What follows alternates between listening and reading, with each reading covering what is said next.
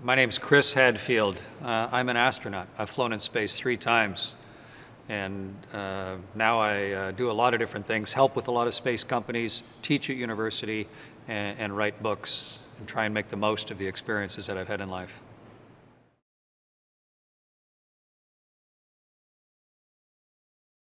We are connected like never before on Earth right now. Instantly dial a number or push a button and communicate with one person or millions of people. That is a tremendous tool. We have access to all accumulated knowledge in history.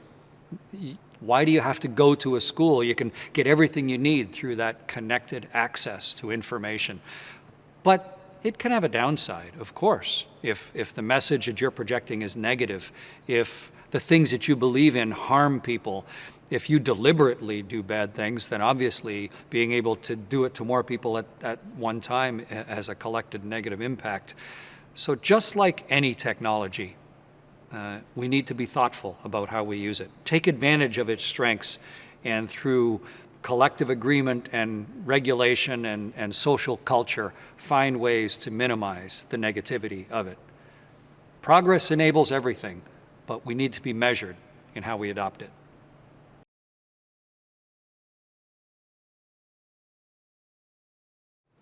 Spaceflight benefits us in a lot of ways, but I think 3 main ones. Number 1 is just pushing technology, advancing, microcircuitry and the design of materials, and just pushing the edge so that we can come up with things that then we can apply to regular life here on Earth.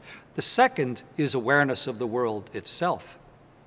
Measuring the levels of the oceans and the volume of ice in the Arctic ice caps and global understanding of the planet, and then using that technology to communicate and predict weather changes and all of that. So it gives us global awareness.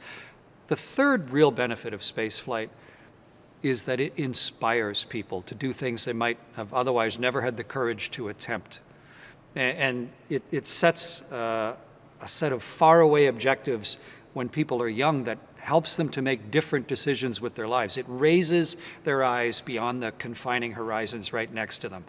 And to me, that combination, technology, self-awareness, and inspiration, that's why we need to explore space.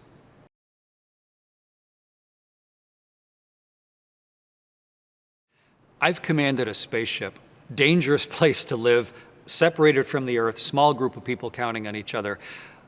I found 2 things to be hugely important in keeping everybody healthy and productive. Number 1 is to give everyone common goals, a common understanding of what we're trying to accomplish today and this week and these 6 months, so that when people are alone and trying to decide what to do next, they see the objective that we're all trying to do together.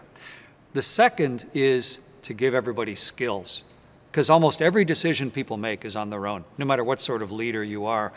But if you give people an understanding of where you're trying to get to, and then actively get involved in improving their ability to do things and make independent decisions, then you get that building rush of teamwork, that feeling of accomplishing something as a group together that no single individual could ever do.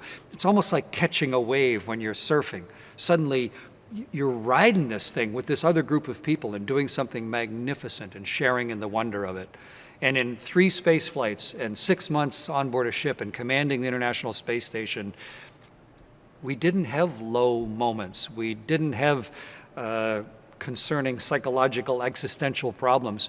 We were wrapped up in the wonder and the purpose and the accomplishment of what was happening. And that's, to me, a real prideful measure of success of my particular short time at the helm of the World Space Station.